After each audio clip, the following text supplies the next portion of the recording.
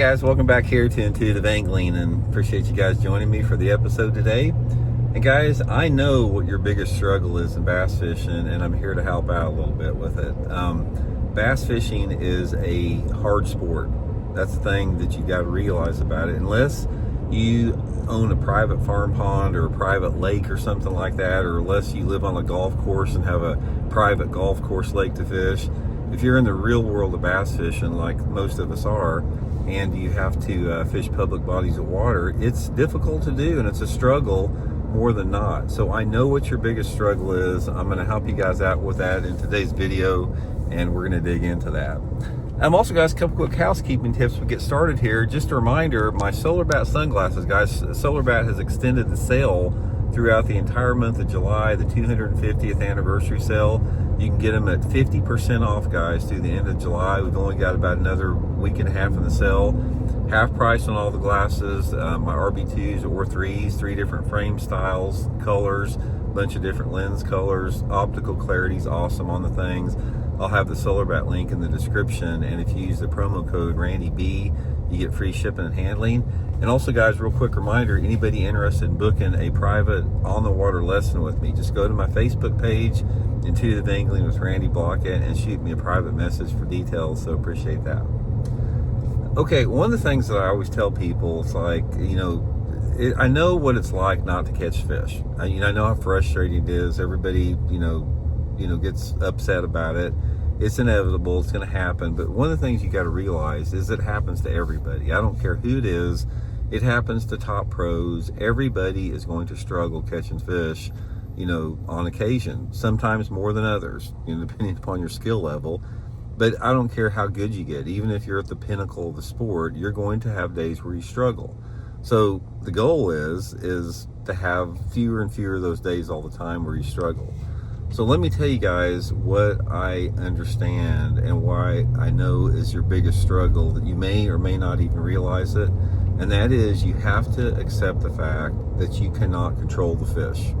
And I want to explain what this is, because it's not as simple as what it seems on the surface. Bass are an inanimate object. They're not something that you can control like other sports. And one of the biggest frustrations that I see about a lot of people especially people that have played other sports before or have been in occupations where they have a lot of control, is they can't control the fish, and it makes it very frustrating and very difficult. I've had several of my Army Ranger buddies that they're used to controlling stuff all the time, and when they bass fish, they get frustrated really easy sometimes because they can't control it. Bass, you can't control them, and what you have to realize is you have to accept that, and then you have to approach your fishing from that standpoint that you have, very little control over certain things. Okay, now there's 2 elements of control that you have to realize and have to accept. It just is what it is. You can't force it, and that is, you have 2 sets of variables in bass fishing. You have your controlled variables, you have your uncontrolled variables. Your uncontrolled variables are going to be the things that really determine a lot of your success. It's going to be like changes in the weather pattern changes. It can be water clarity changes. It can be water level changes. It can be the amount of fishing pressure that's in an area. These are things that, or even how a fish bites a lure. It's like, when a fish bites a topwater lure or a crankbait or spinnerbait, you don't know the angle of attack. You don't know if they came at it from left side, right side, from underneath, from up top. And a lot of times the angle of attack determines if you're going to land that fish or not, which is an uncontrolled variable. So you've got a plethora of uncontrolled variables in fishing. And then you have your controlled variables, which are things like the rod and reel you choose to use, or the type of hook set that you make on the fish, your lure selection, your lure color, where you choose to fish at, the speed that you run your trolling motor at. Those are the control variables in fishing. There's an infinite number of those as well.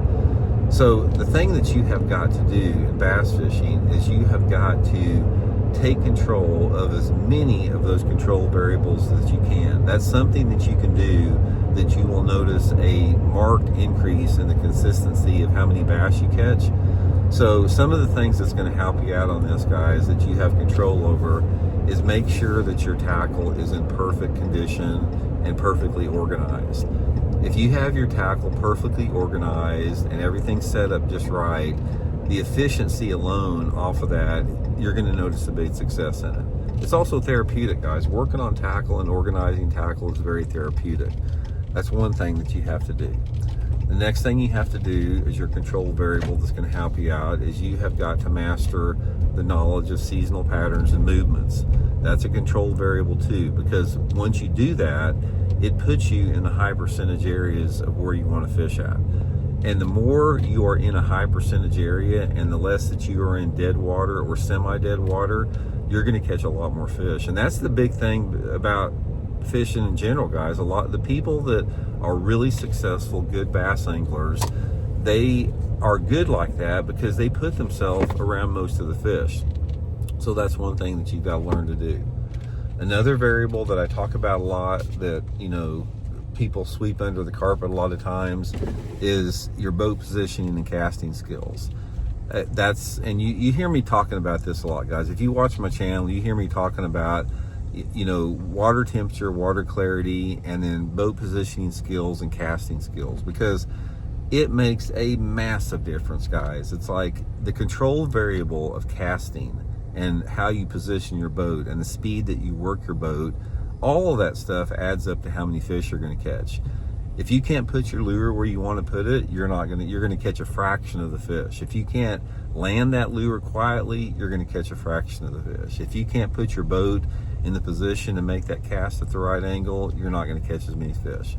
If you come in too hot to a piece of cover, or if you come in too slow or too close or too far away, all of that stuff is a control variable that you have to take control of.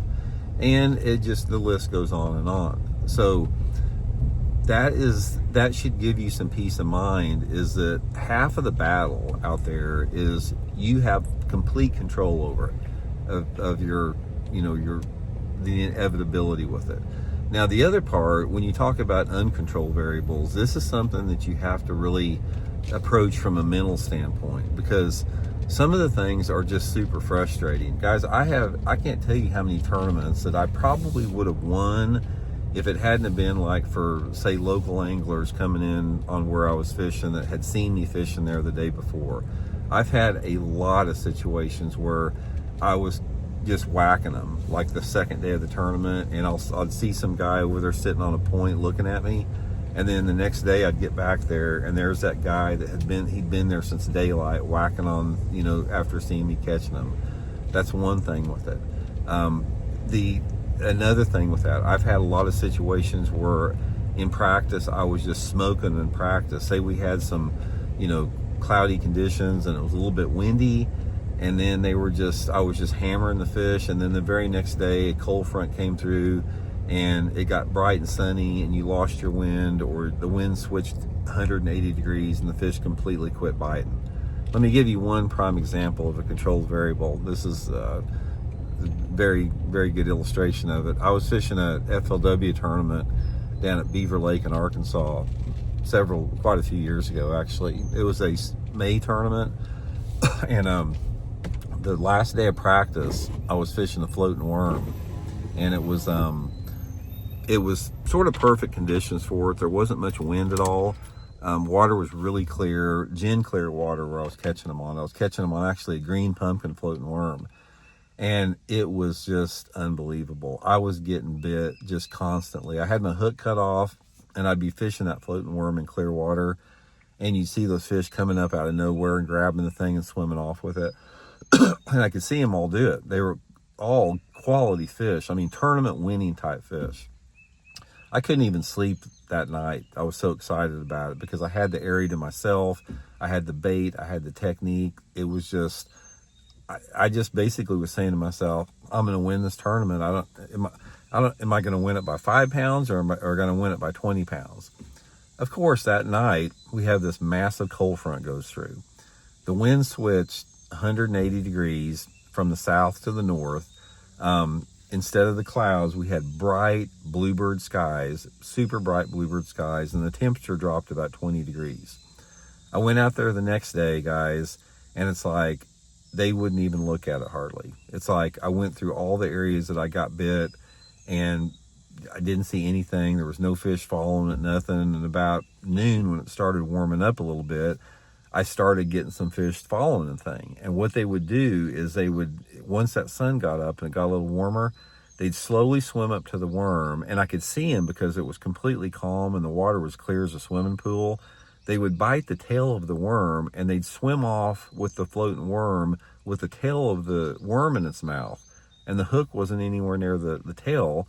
And it didn't matter how long I let them run with it. I'd set the hook and I'd pull it out of their mouth. They would not eat the thing. And I tried putting a hook in the back of the worm, and that killed the action of the worm, and they wouldn't bite it at all. So as it turned out, I caught like 2 fish that day, and I thought I was going to win the tournament. That is an uncontrolled variable. There's nothing I could have done. There's no way I could have rigged the bait or nothing I could have done different. I made adjustments. Nothing would have worked. So you have to have a peace of mind knowing that sometimes there's just nothing you're going to do that's going to work. There's too many uncontrolled variables out of your reach there that are going to contribute to you not catching them. Now, there's obviously other things you can do to make adjustments. You can make adjustments and recalibrate and maybe have a more successful day, but you've only got so much time, guys. That's the thing about it in bass fishing. It's like the people that figure out, how to catch the fish, it's because they make the right decisions during the right time frame. And if you've got a lake that's 40,000 acres, you can't cover the whole thing. You can't throw 50 different lures in your tackle box. You have to set down on a part of the lake with an approach. Sometimes it works and sometimes it doesn't. So anyway, guys, welcome to bass fishing. It is the most frustrating sport you'll ever be in. It's the most awesome sport you'll ever be in, just based upon how it's going. And that's just the nature of bass fishing. So, we'll talk later, guys.